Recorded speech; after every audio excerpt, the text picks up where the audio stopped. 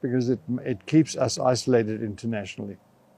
Our international isolation, the impact of Zadera, is very serious.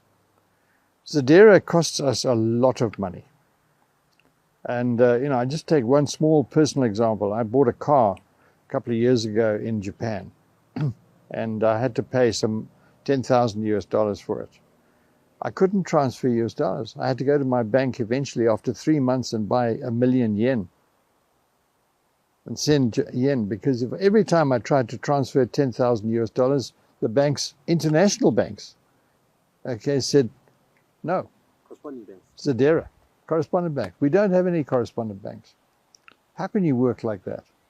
I mean, the Americans say that their sanctions are targeted. They're not.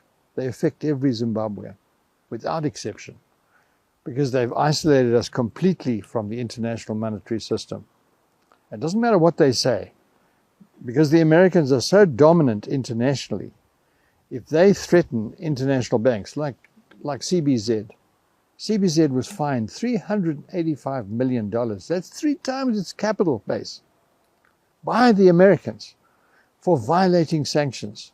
When we investigated that, there were 14,000 violations. Some of them were payments internationally for visa applications, $100. And these guys said that's a violation of Zadera. And as a result, Deutsche Bank won't trade with Stanbic Bank, even though they've had a relationship with Stanbic Bank for the last 50 years. And who does trade with us? South African banks. We're back in like the Rhodesian days, where if we want to transfer money abroad, we have to ask a South African bank to do it for us, or a Botswana bank, or a bank in Mozambique, or a bank in Zambia. We can't do it ourselves. And that costs money. That costs money. For me, in buying my car, it cost me 7% of the value of the currency. That's very expensive.